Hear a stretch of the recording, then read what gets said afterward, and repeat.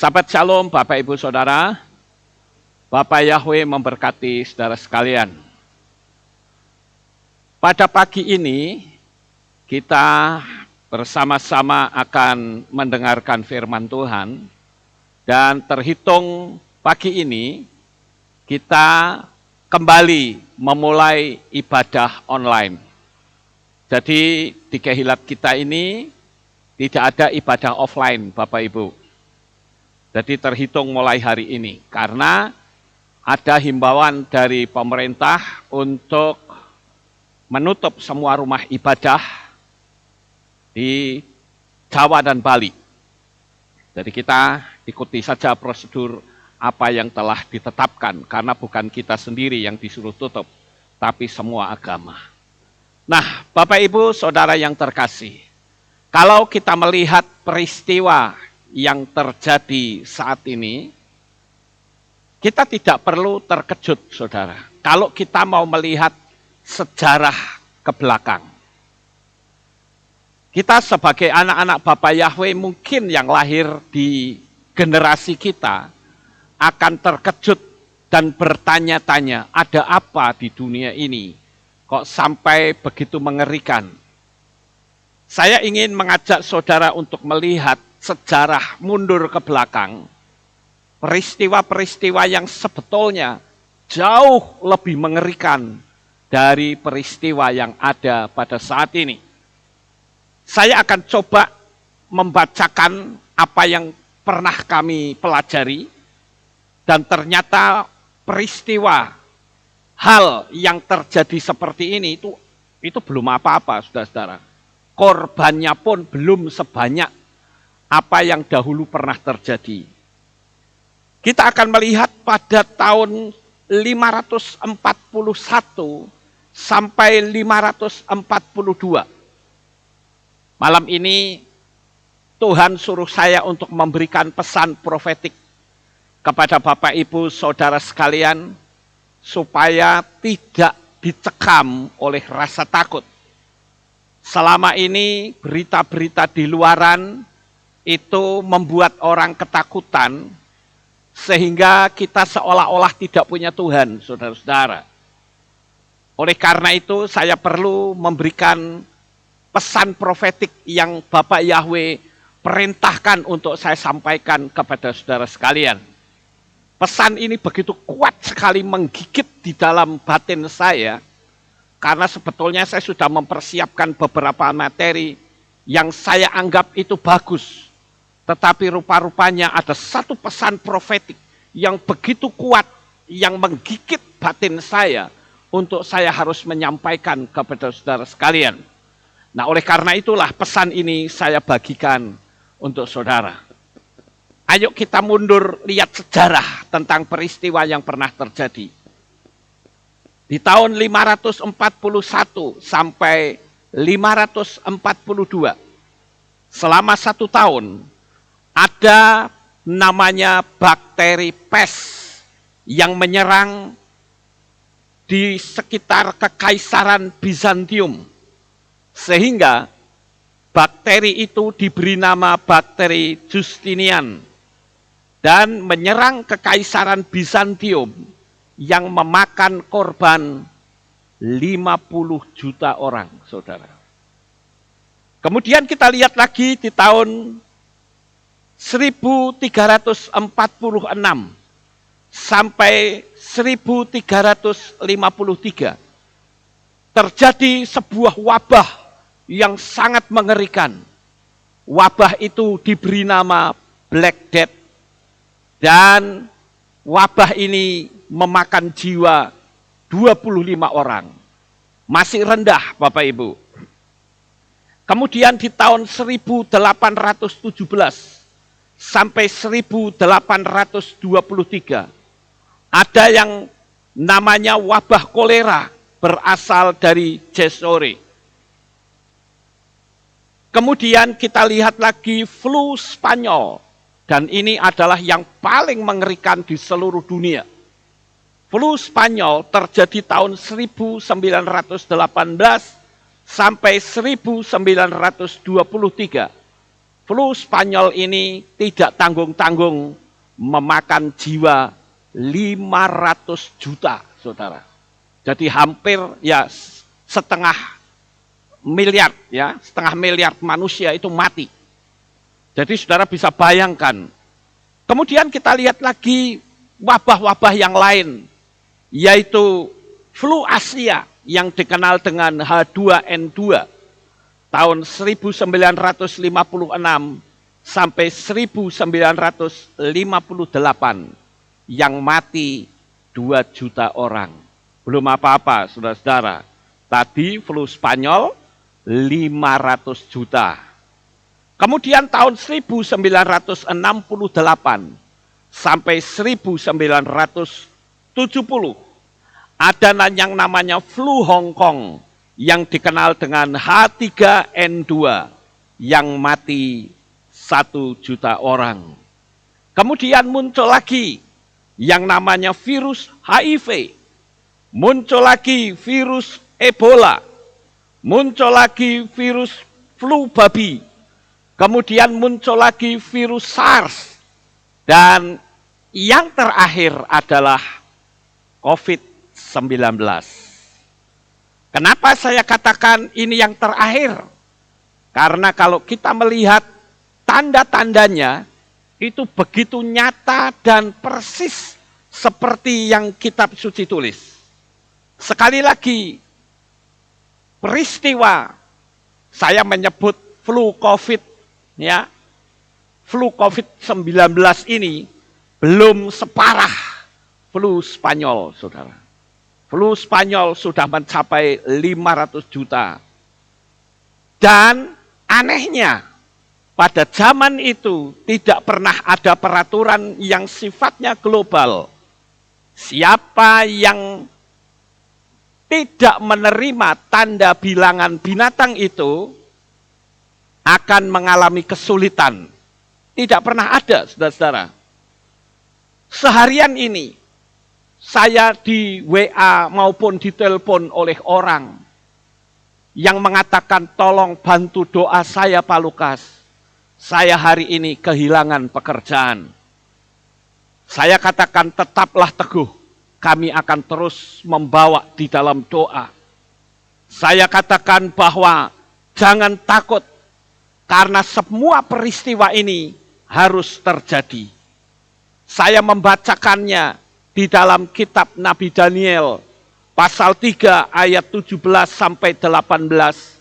Saya katakan orang yang namanya beriman, dia berani menanggung risiko apapun tantangan dan hambatannya. Saya banyak membacakan ayat firman Tuhan dari kitab Daniel 3 ayat 17-18 yang berkata, lihatlah ada Elohim kami yang kami puja, yang sanggup melepaskan kami dari perapian yang menyala-nyala, dan dia pun akan melepaskan dari tanganmu ya Raja, dan seandainya tidak, nah ini baru yang namanya iman, saudara. Seandainya tidak, hendaklah diketahui olehmu ya Raja, bahwa kami tidak akan memuja ilah-ilahmu atau menyembah patung emas yang telah engkau dirikan. Ini yang namanya iman yang luar biasa, saudara. Sama seperti kita saat ini. Kita pun bisa mencontek kata-kata dari ketiga pemuda yang gagah berani. Hananya, Misael, dan Azaria. 3 pemuda yang bisa menunjukkan tentang iman yang sebenarnya di tengah-tengah orang-orang yang tidak beriman. Bapak, Ibu, saudaraku yang terkasih, coba saudara pikirkan, apakah ketiga orang itu secara jiwa mereka tidak gentar? Sebagai manusia, saya yakin dia pasti gentar. Secara manusia pasti dia takut. Dan juga kita melihat bagaimana tadi saya diberitahu oleh seorang subscriber ketika dia menerima sebuah surat pemberitahuan. Kalau Anda tidak mau menerima tanda bilangan binatang ini, Wah, dia katakan, saat saya membaca itu, sekujur tubuh saya merinding luar biasa. Dan saya merasakan ada energi lain yang langsung mengintimidasi saya pada saat itu. Roh itu berkata, kamu mau bertahan dalam iman atau hidupmu akan sengsara. Pada saat itu langsung orang ini diingatkan tentang apa yang disampaikan oleh 3 pemuda terhadap Raja Nebukadnezar. Nah, Bapak Ibu Saudara yang terkasih, di sini kita melihat bahwa kondisi dan keadaan yang kita jalani di era kita ini persis sama seperti yang kitab suci tulis. Jika saudara merasakan hal ini, saya perlu memberitahu, karena saudara kita yang mendapatkan surat itu, dan dia melakukan apa? Dia bilang, saya tarik nafas yang panjang. Saya tahan dan saya hembuskan. Dan dia katakan, Roh Kudus, tolong saya. Roh Kudus, belakan saya. Engkaulah pembelaku yang agung. Genggam erat seluruh hidupku. Genggam erat seluruh keluargaku. Anak istriku. Orang-orang yang aku kasihi, saudara yang terkasih, saya memberitahukan kepada saudara, jikalau saat ini, saudara merasa ada kegentaran hati, dan ada intimidasi dari dunia alam supranatural, segera stop kegiatan saudara, duduk diam, tarik nafas yang panjang, tahan sebentar, hembuskan. Lakukan itu 3-4 kali. Kemudian pegang dada saudara. Angkat tangan saudara dan katakan, Roh Kudus, belakan saya. Peliharakan saya, jaga lindungi saya. Keluarga saya, anak-anak saya, engkaulah pembelaku yang agung.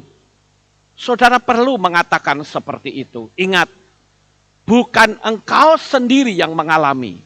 Ada banyak orang di atas muka bumi ini yang tidak mau menerima tanda bilangan binatang itu.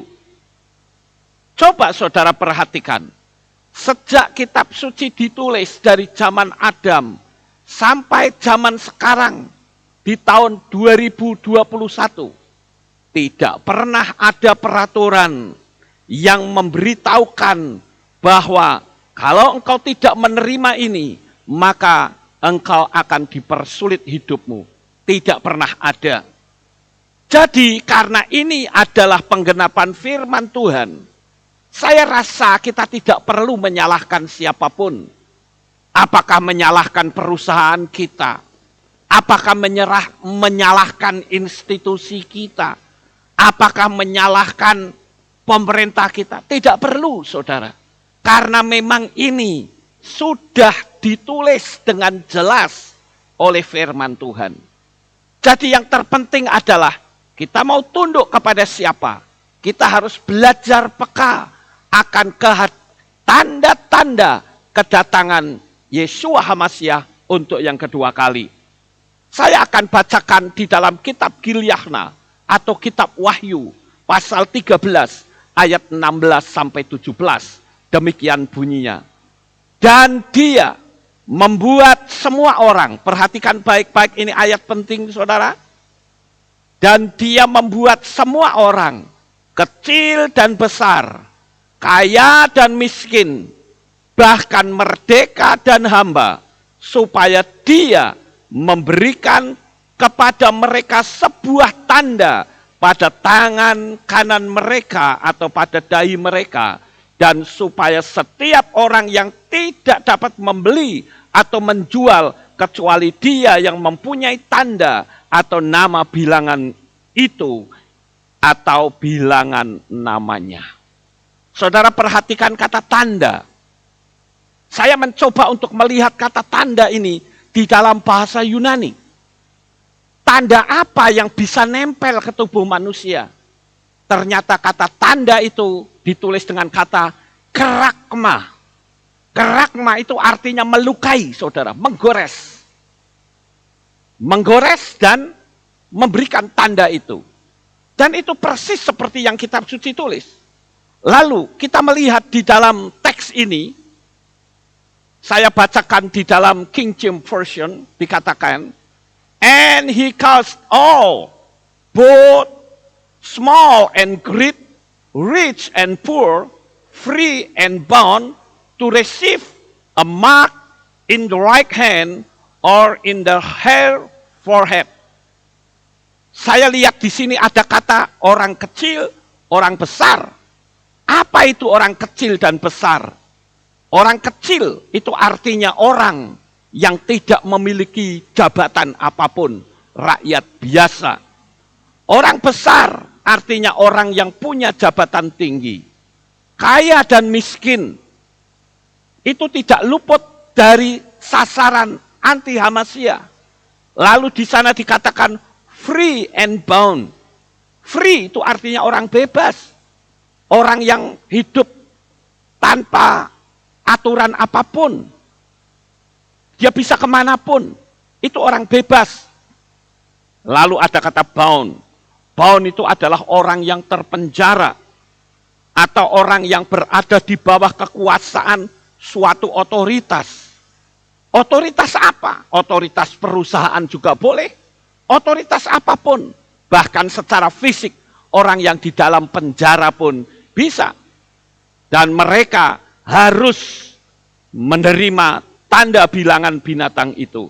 Jadi kitab suci kita ini digenapi secara tepat sekali. Ini bukti bahwa kitab suci yang kita pergunakan adalah kitab suci yang valid. Ditulis kurang lebih 2000 tahun yang lalu. Dan sekarang dalam penggenapan secara tepat. Namun demikian Bapak Ibu. Ada orang yang bertanya sama saya, Pak ini sampai kapan? Saya katakan tenang saudaraku. Kita semua mengalami hal yang sama. Roh Kudus yang akan menolong kita.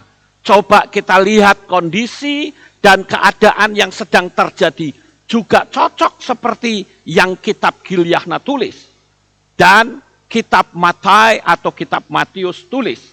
Saya akan bacakan untuk Bapak Ibu Saudara di dalam kitab Matai atau Matius pasal 24 ayat 21 sampai 25 dikatakan demikian. Sebab pada waktu itu akan terjadi kesukaran besar seperti yang belum pernah terjadi sejak awal dunia sampai sekarang. Ayo, cocok nggak saudara? Dari sejak zaman dulu, dari zaman Adam sampai sekarang tidak pernah ada peraturan yang seperti ini. Dan ini ada dalam penggenapan. Bahkan sekali-kali tidak akan pernah terjadi. Dan sekiranya hari-hari itu tidak diperpendek, maka semua manusia tidak akan diselamatkan. Saudara merasa enggak? 1 minggu ini cepat sekali saudara.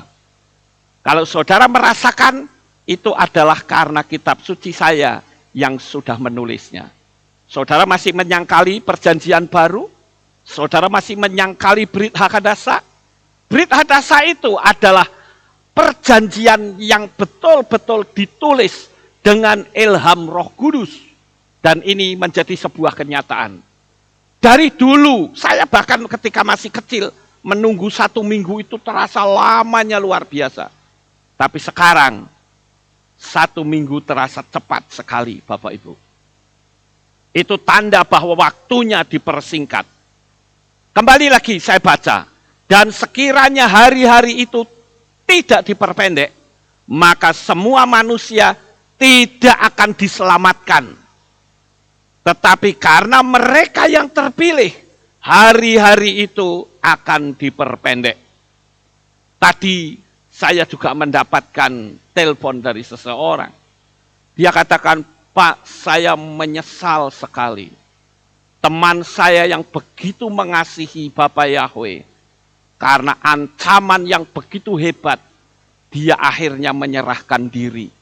Dia mau menerima tanda bilangan binatang itu. Saya katakan itulah yang ditulis oleh kitab suci. Jika hari itu tidak diperpendek, semua manusia tidak akan diselamatkan. Tetapi karena mereka yang terpilih, Bapak Ibu, saudara yang terkasih, saudara yang bisa bertahan, berarti saudara adalah orang-orang pilihan Bapa Yahweh. Ya, dikatakan, dan sekiranya hari-hari itu tidak diperpendek, maka semua manusia tidak akan diselamatkan. Tetapi karena mereka yang terpilih, hari-hari itu akan diperpendek. Maka jika seseorang berkata kepadamu, lihat, Hamasyah ada di sini atau di sini, janganlah kamu percaya. Sebab Hamasyah palsu dan nabi-nabi palsu akan dimunculkan, dan mereka akan memberi tanda-tanda yang dahsyat dan keajaiban-keajaiban sehingga menyesatkan. Bahkan jika mungkin mereka yang terpilih, wow, orang-orang yang terpilih ternyata bisa disesatkan. Hati-hati Bapak Ibu, ayo kita bergandengan tangan, teguhkan hati kita, jangan sampai kita orang-orang pilihan ini bisa keseret, karena ternyata sasaran mereka adalah orang-orang pilihan. Bahkan jika mungkin mereka yang terpilih, lihatlah aku telah mengatakan kepadamu sebelumnya. Saudara, hari-hari itu diperpendek. Terus bagaimana sikap kita ketika hari-hari yang diperpendek ini? Ayo kita rujukan ke Rabi Shaul. Apa yang Rabi Shaul nasihatkan kepada kita? Di dalam kitab 1 Korintus pasal 7 ayat 29 sampai 32 dikatakan demikian. Namun aku mengatakan hal ini, hai saudara-saudara, waktu yang masih tersisa ini sedang dipersingkat. Sama bukan? Sama saudara. Jadi ini ada kaitannya antara apa yang disampaikan oleh Yesua dengan Rabi Shaul. Ya, waktu yang masih sisa ini sedang dipersingkat. Karena itu, yang memiliki istri bahkan berlaku seperti yang tidak memiliki. Apa maksudnya ini? Ya, saya lanjut. Dan mereka yang menangis seperti tidak menangis. Dan mereka yang bersukacita seperti tidak bersukacita. Dan mereka yang membeli seperti tidak memiliki. Dan mereka yang memakai dunia ini seperti tidak memakainya. Sama sekali. Karena keadaan dunia ini sedang berlalu. Dan aku ingin agar kamu hidup tanpa kekhawatiran. Pria yang tidak kawin memikirkan hal-hal dari Tuhan, sebagaimana dia akan berkenan kepada Tuhan. Apa artinya ini saudara? Artinya adalah, jangan hati saudara terpaut dengan dunia, dengan rumah, dengan keluarga, dengan organisasi. Karena semua yang kita lihat itu sebetulnya hanyalah mimpi belaka. Kita akan terbangun dari mimpi pada saat kita mati dan kita melihat kehidupan yang sesungguhnya. Apakah kita hidup di neraka atau kita hidup di Samaim? Itu adalah kehidupan yang sesungguhnya. Dunia ini sebetulnya hanya mimpi. Bahkan orang Jawa mengatakan, kita itu hanya andon mampir ngombe saja. Ibarat seperti seorang musafir yang berjalan dan mampir minum. Setelah selesai minum, dia jalan kembali. Begitu juga kita saat ini, saudara. Kita hidup di dunia ini, ayo sadari bahwa engkau sebetulnya bukan tujuan utama kita berbahagia di dunia, tetapi kita berbahagia di Samayim. Jadi kita mesti mempertahankan iman kita. Nah, Bapak Ibu Saudara yang terkasih, ada satu ayat penghiburan yang saya bisa lihat dari kitab Gilyahna pasal 14 ayat 10 sampai 13 dikatakan demikian. Maka dia pun akan minum dari anggur amarah Elohim yang telah dicampur tanpa diencerkan di dalam cawan murkanya, dan dia akan disiksa dengan api dan belerang di hadapan malaikat-malaikat kudus dan di hadapan anak domba. Dan asap siksaan mereka membumbung selama-lamanya. Perhatikan ayat ini berlanjut. Mereka yang menyembah binatang buas dan ikonnya, dan siapa saja yang menerima tandanya, mereka tidak akan memperoleh istirahat siang dan malam. Ini adalah ketabahan orang-orang kudus. Inilah mereka yang memelihara perintah-perintah Elohim dan iman Yeshua. Dan aku mendengar suatu suara dari Shamayim yang berkata kepadaku, tuliskanlah, berbahagialah orang-orang mati yang mati di dalam Tuhan mulai dari sekarang. Biarlah roh itu berkata bahwa mereka dapat beristirahat dari jerih lelah mereka, dan perbuatan-perbuatan mereka ikut bersama dengan mereka. Bapak Ibu, ayat ini seringkali dipergunakan untuk upacara kematian. Tetapi kalau kita melihat dari apa ayat sebelumnya, ternyata ini menyangkut tentang siapa saja orang-orang yang saat ini menerima tanda bilangan binatang itu. Dia akan dimurkai oleh Tuhan, saudara-saudara. Jadi pilihannya hanya satu, tunduk kepada siapa. Mereka memang sedang mentertawakan kita. Mereka mengatakan kita bodoh. Tetapi ingat Bapak Ibu, tertawa mereka akan berubah menjadi jeritan-jeritan yang sangat mengerikan. Jadi yang menerima tanda maupun tidak menerima tanda tetap akan mengalami aniaya, mengalami kesengsaraan. Cuman bedanya yang tidak menerima tanda akan mengalami yang pertama. Tetapi yang menerima tanda kelak yang akan mendapat murka Elohim.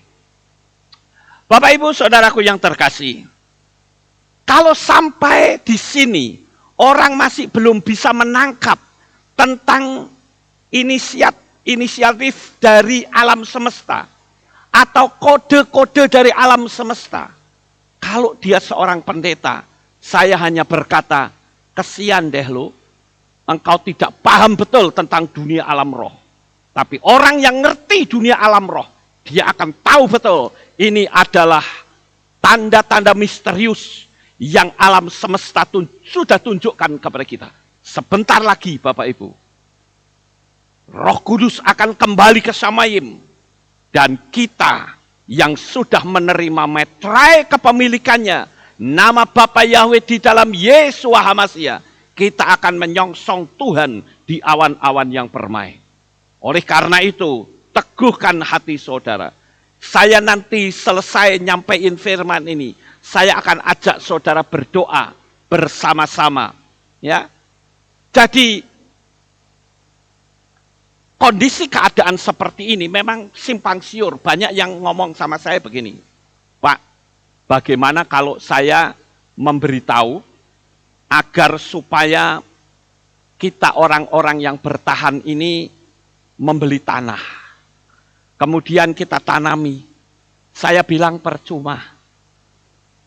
Kalau hasilnya dijarah kita mau apa? Itu yang pertama. Kalau kita mau ngurus apa-apa, sekarang syaratnya harus ada tanda itu. Ya. Kita mau bisa apa? Ujung-ujungnya juga harus menerima tanda itu. Saudara ingat nggak saya katakan pada orang tersebut? Saudara ingat nggak ada wacana untuk membuat semua sertifikat tanah itu didigitalkan? Masih ingat Bapak Ibu? Ya, itu pun mengglobal loh. Seluruh dunia akan seperti itu. Nah, itu sebetulnya adalah embrio. Yang tidak mau menerima tanda itu akan dipersulit. Bahkan semua dana tabungan yang di bank pun akan diblokir. Jika dalam waktu yang telah ditetapkan tidak mau menerima tanda bilangan itu, maka semua dana akan disita dan diberikan kepada orang-orang yang mau menerima bilangan tanda bilangan binatang itu. Hebat ya Bapak Ibu? Ya, mereka bisa mengambil. Itu kelak nanti, bukan sekarang. Tunggu tanggal mainnya, saudara-saudara. Ya. Jadi mereka yang tadinya ragu-ragu akhirnya bilang apa? Ya udahlah, saya tak nurut, aku akan mendapatkan dana yang besar. Tapi tentu saja dana itu dana hasil jarahan, saudara-saudara. Itu juga uang kutuk. Jadi nantinya juga akan disita. Ingat beberapa waktu yang lalu ada wacana untuk mendigitalkan sertifikat. Itu seluruh dunia akan berlaku, saudara.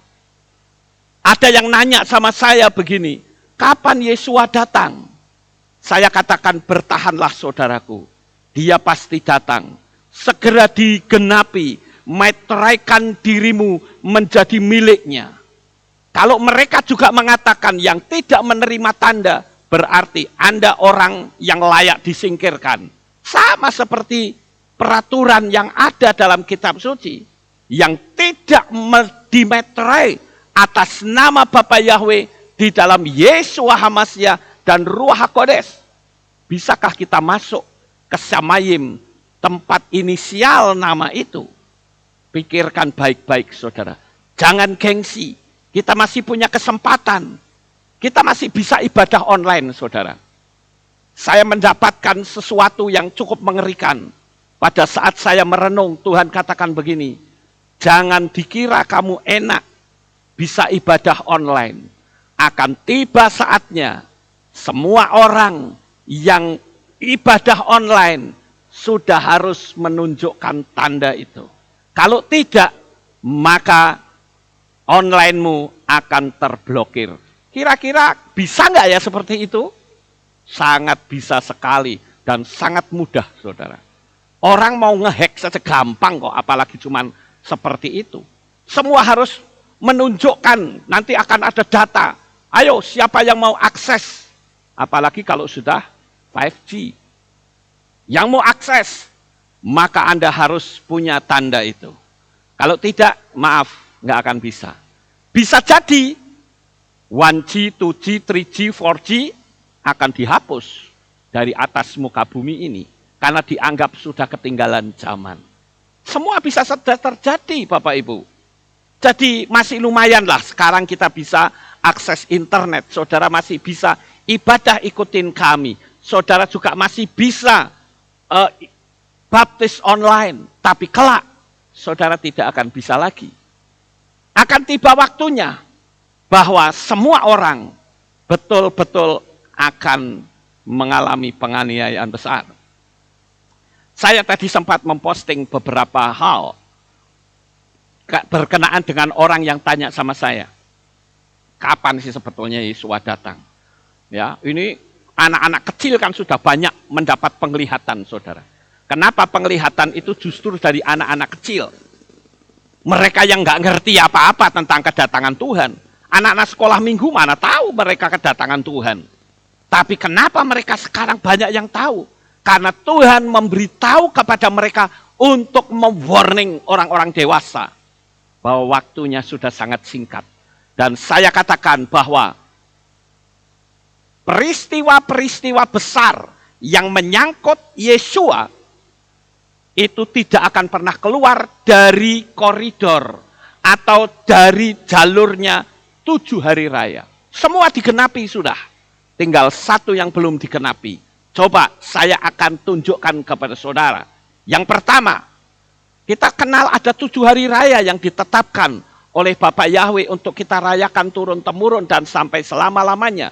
Di dalam kitab Wayikra atau kitab Imamat pasal 23. Ada 7. Yang pertama, Hari Raya Pesah. Hari Raya Pesah digenapi dengan kematian Yesua. Hari Raya Hak Hamazah atau Hak Hamatzot itu hari raya roti tidak beragi. Digenapi Yesua sebagai roti kehidupan. Hari raya yang ketiga, Hari Raya Yom Habikurim atau Hari Raya Buah Sulung. Yesua menggenapi, dialah yang sulung, yang bangkit. Itu kata Rabi Shaul atau Rasul Paulus. Dia bangkit yang sulung. Digenapi, saudara. Artinya hari raya buah sulung itu adalah hari raya kebangkitan. Dan hari raya buah sulung itu ada di hari Rison. Artinya hari pertama, dan betul Yesua itu bangkit pada hari yang pertama. Sekarang kita lihat hari raya yang keempat, yaitu hari raya Shavuot. Hari raya Shavuot itu hari raya Pentakosta. Itu pun digenapi, yaitu dengan turunnya Roh Kudus di loteng Yerusalem. Nah, hari raya yang kelima ini, hari raya yang sebentar lagi akan digenapi, yaitu hari raya Yom Teruah atau hari raya peniupan nafiri. Firman Tuhan katakan ketika Yesua datang untuk yang kedua kalinya, dia akan ada suara trompet sangkakala berbunyi, malaikat-malaikat akan datang, dan Yesua akan turun, dan dia ada di angkasa. Kita yang masih hidup ini, maka kita akan menyongsong Tuhan di awan-awan yang permai. Tubuh kita yang terdiri darah daging ini akan diubahkan menjadi tubuh kemuliaan. Kita akan berkata, goodbye dunia. Kita akan menyongsong mempelai pria kita di angkasa, dan kita akan dibawa ke satu tempat, sementara dunia ini akan berada di bawah kekuasaan anti Hamasyah 666. Dan sekarang kita sudah melihat kondisinya sudah begitu dekat. Itulah hari raya yang kelima atau hari raya Yom Teruah. Lalu hari raya yang keenam. Hari raya yang keenam adalah hari raya Yom Kippur. Hari raya Yom Kippur itu digenapi juga, yaitu Yesua sebagai imam besar. Dan hari raya yang ketujuh adalah hari raya Tabernakel atau hari raya Sukkot. Hari raya Tabernakel inilah Yesua lahir di dalam dunia ini. Kalau saudara melihat video saya, saudara akan tahu bahwa hari raya Sukkot itu ada di antara September dan Oktober. Saya tidak akan bicara tentang hari raya ini, tapi dari semua hari raya, hanya satu yang belum digenapi, yaitu hari raya Yom Teruah atau hari raya Sangkakala. Dilihat dari kondisi dunia seperti sekarang, bisa jadi dia datang di tahun ini. Kalau dia tidak datang di tahun ini bagaimana? Ya sudah, kita bertahan saja. Kita punya prinsip, saya punya prinsip, paling-paling mati. Mau mati sekarang, mati besok, mati lusa, sama saja. Tapi yang penting kita tetap beriman.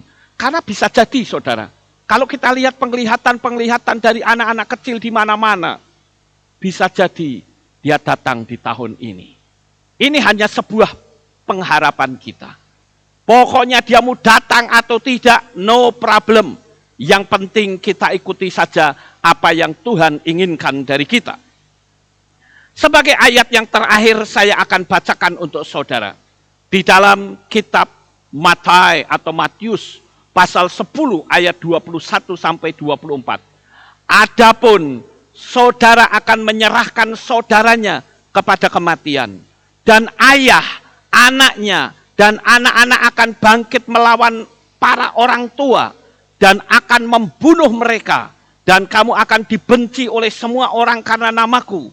Tetapi mereka yang bertahan sampai akhir, ia akan diselamatkan. Namun sebagaimana mereka menganiaya kamu di dalam kota ini, larilah ke kota yang lain. Karena sesungguhnya aku berkata kepadamu, kamu sekali-kali tidak akan selesai melawat kota-kota Israel sampai anak manusia datang. Seorang murid tidaklah melebihi gurunya, ataupun seorang hamba melebihi tuannya. Jadi Bapak Ibu, di sini kita sudah diberitahu, jadi bertahanlah. Sekali lagi katakan, bertahanlah. Kita memang tidak bisa lagi seperti dulu. Saya sebetulnya tiap-tiap tahun itu selalu ke Israel. Tetapi karena alasan yang tadi saya sebut, kami tidak mungkin ke sana. Karena kalau ke sana pasti harus pakai tanda itu. Begitu juga teman-teman, sahabat saya, saudara-saudara saya yang ada di luar negeri juga meminta saya bisa berkunjung kepada mereka, tetapi dengan aturan-aturan yang sekarang ada ini, saya bilang, kalau toh kita tidak bisa ketemu, kita akan ketemu lagi di Shamayim, kita akan bersukacita bersama di sana. Oleh karena itu, Bapak Ibu, saya akhiri firman Tuhan pada pagi hari ini, dan saya katakan sukses besar untuk saudara. Bapak Yahweh memberkati. Tim musik naik ke atas, mari kita akan nyanyi bersama-sama, Bapak Ibu. Kita minta pertolongan dari Tuhan. Ayo kita naikkan satu pujian.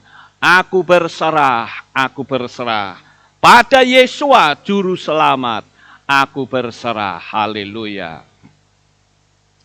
Kita akan memuji Tuhan bersama-sama sambil kita menyerahkan diri kita sepenuhnya kepadanya. Haleluya.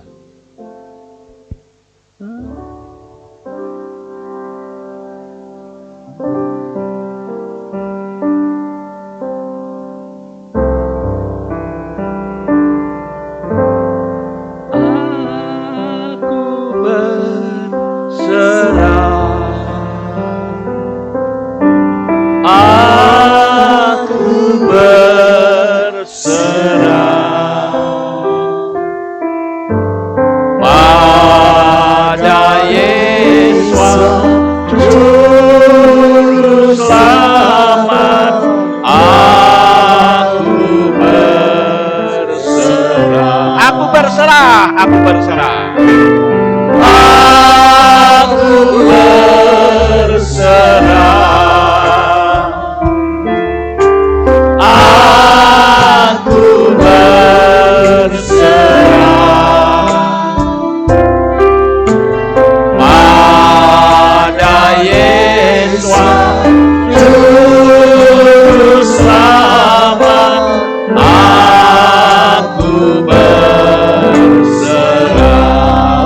Aku berserah.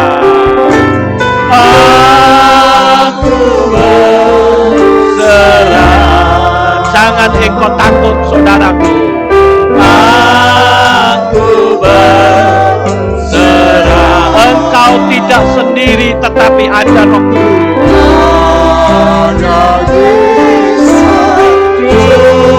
Juru Selamat.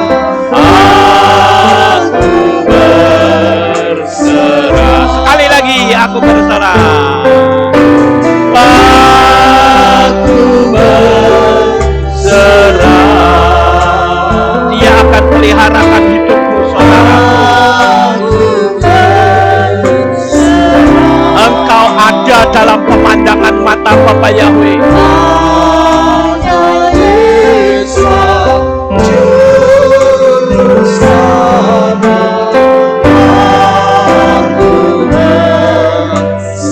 Bapa Yahweh mengasihi saudara.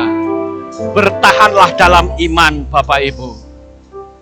Biarlah apa yang sudah kita dengar, ucapan-ucapan profetik yang Bapak Yahweh tanamkan secara dalam di dalam hati saya sudah bagikan untuk Bapak Ibu saudara pada saat ini. Bertahanlah, karena Dia sangat mengasihi engkau.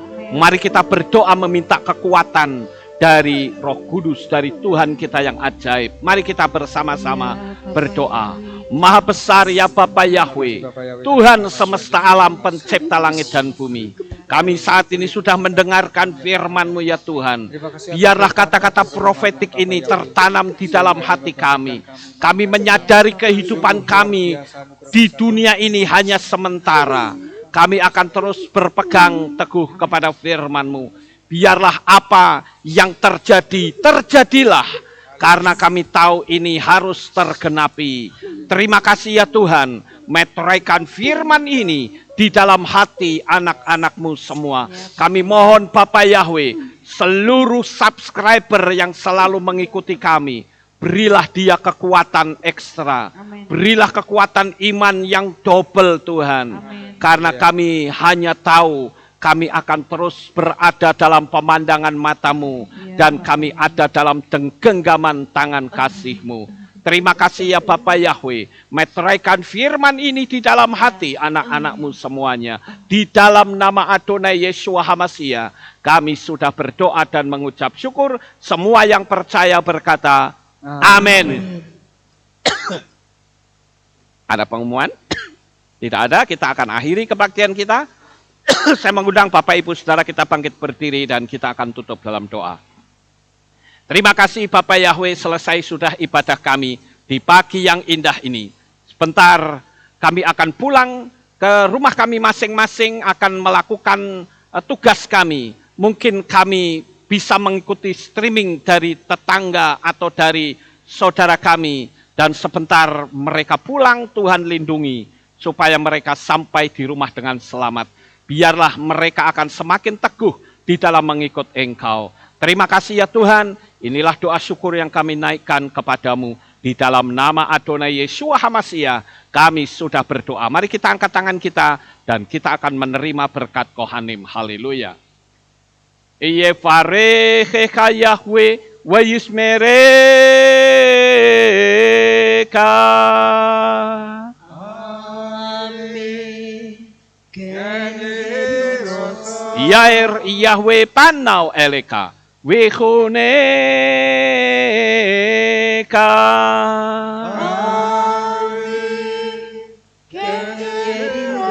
Yesa Yahweh panau eleka. Wayashem leha shalom.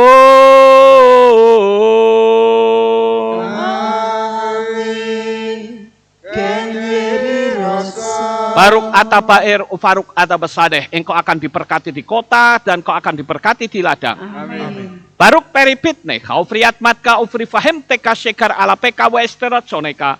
Diberkatilah buah kandunganmu, diberkati hasil bumimu, diberkati hasil ternakmu, anak-anak lembumu dan anak-anak dombamu. Amin. Baruk tan akau misyarteka, diberkatilah bakulmu dan tempat adonanmu. Amin. Baruk ata boboy kau faruk ata beseteka, dan kau akan diberkati pada waktu kau masuk, dan kau akan diberkati pada waktu engkau keluar. Amin. Baruk ata Yahweh Elohenu melek haolam, besem Yeshua HaMashiach warruah hakodes kile olam faed. Kami sudah berdoa dan mengucap syukur. Haleluya.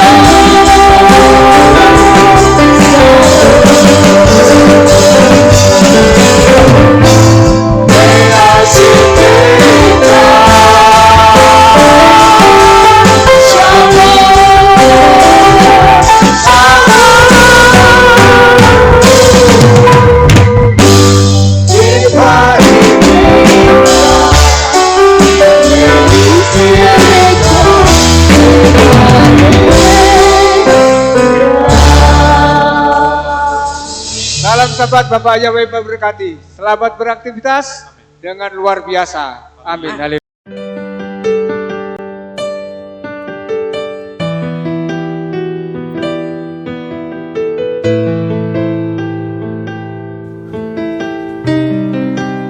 Segala pujian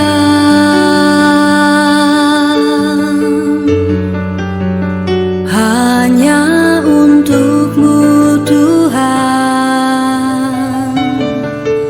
segala kehormatan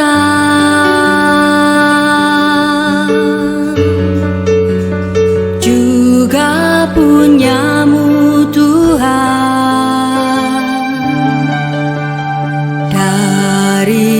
puncak tertinggi, sampai lembah terlandai. Semua karya kasih cintamu, sujud menyembah Sang Maha Pencipta. Hatiku menari disertai derai air mata memanggil namamu, Yahweh Tuhan. Segala kemuliaan hanya bagimu.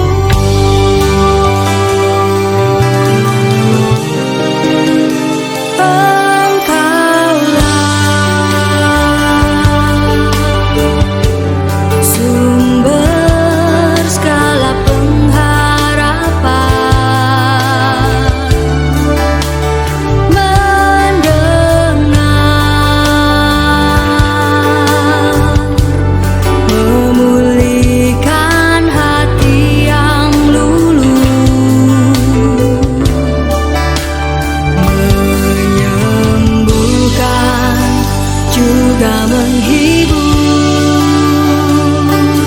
Duka lara menjadi bahagia, agar semua diberkatinya. Sebab kita kesayangan